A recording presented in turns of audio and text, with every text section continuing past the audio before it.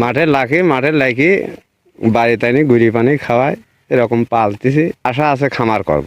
আশা আছে মেলায়, এখন যতটি হয় করব ইনশাল্লাহ, যতটি হয় এতটুকুই করব। মোষ পালতেছি বেশি দিন না, অল্প মাস 3 হলে মোষ পালতেছি। আশা মোষ এখন আশা যে মোষের খামার করব, মোষ বেশি বানাবো, মোষ মাঠে ঘাটে লাহি অনেক মোষ বানাবো এই আশা।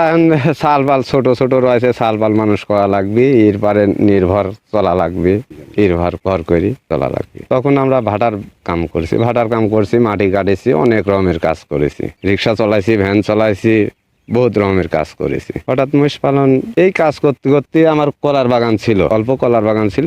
আস্তে আস্তে করতে করতে 1 বিঘে 2 বিঘে 5 বিঘে করতে করতে এবার আমার 50-60 বিঘে মতন কলার বাগান করেছিলাম। কলার বাগান করে এই টাকা পয়সা মনে করেন যে একবারে কাটি কুটি এক জায়গায় করি 7টা মোষ কিনে নিয়ে আসি। আশা করছি যে মোষের খামার করব।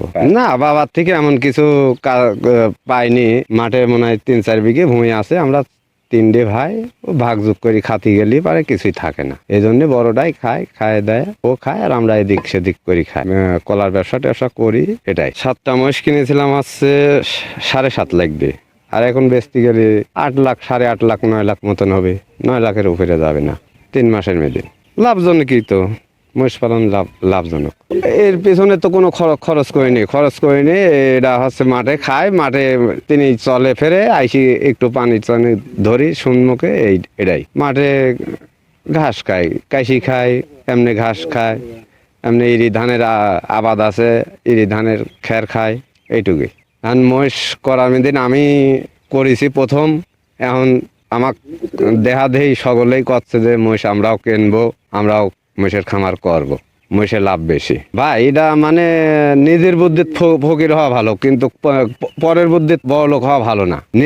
নিজের বুদ্ধিতেই এবার কলামলা বেশি, টাকা পয়সা সাইডে কাছে হয়েছে, তাই এই ম্যাগনেট বুদ্ধি হয়েছে যে আমি মোষ পালবো না। গরু আমার পছন্দ না, গরু খালি দৌড়াদৌড়ি করে বেড়ায়, মোষ জেনে যায় এক জায়গায় যায় মিল করি, এটাই শান্তভাবে পোষা যায়। আমার নাম মোহাম্মদ সাইদুল হোসেন, পরামানিক, গ্রাম হচ্ছে চরচাঁদপুর, আর ইউনিয়ন হচ্ছে সাদিপুর ইউনিয়ন, কুষ্টিয়া জেলা।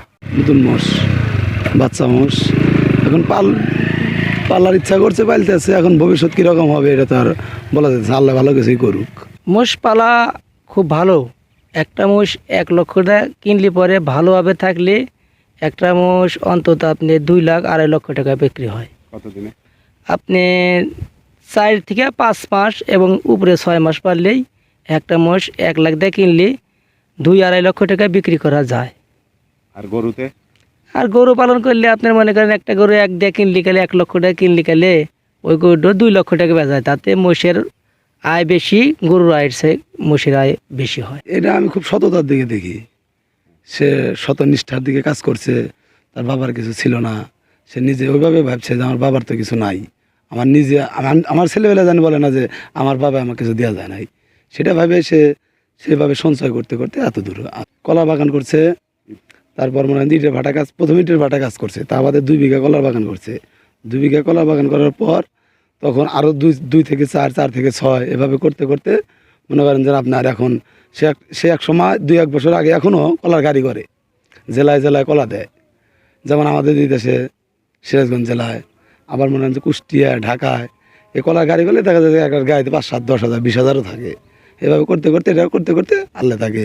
ইচ্ছা, শ্রম, শক্তি থাকলে গেলে মানুষ সব কিছু সম্ভব। যেমন মনে করেন যে মানুষের মস্তিষ্ককে যেদিকে খাটাইবো সেদিকে যাইব। তো আপনি যদি ভালোর দিকে নেন অবশ্যই সেটা ভালোর দিকে যাবে, তো আপনি যদি খারাপের দিকে নেন সেটা খারাপের দিকে, হয়তো বা সে ভালোর দিকে নিচ্ছে, আল্লাহ তার সাথে সহযোগিতা করছে, আল্লাহ তার সাথে ছিল, এই জন্য সে আজকে 7-8টা মোষের মালিক হয়েছে। সে আশা করতেছে যে সামনে আরও কিছু সে মোষ বাড়াইব। তো মোষ আরও কিছু বের হয়ে যাচ্ছে, তাইলে দেখা যাবো যে সে একটা খামার করব, এটা তার আগ্রহ। তো দেখা যাবে আল্লাহ জানে তার মনে আশা পূর্ণ করে, সে জানে একটা খামারের মালিক হয়। সাইদুল তো মনে করেন যে ভাটার লিভার ছিল, তো ভাটায় ঠিক মতো কাজ করতে পারছে না, ইট ভাটায় কাজ করতে পারতো না, তো কাজ করতো হালকা পাতলা, একদিন করতো না, এরকম করতে করতে মনে করেন যে 1 বিঘে ভুই কলার আবাদ করার পরে 1 বিঘে 2 বিঘি করছে, 2 বিঘি 3 বর্তমানে এখন 50 বিঘির পরে আছে। এখন মোষ কিনে 7টা কিনেছে, আরও কেনার জন্য আক্রমণ করতেছে। কিছুই ছিল না, খুব কষ্ট দিন যেত, এখন বর্তমানে খুব ভালো যাচ্ছে।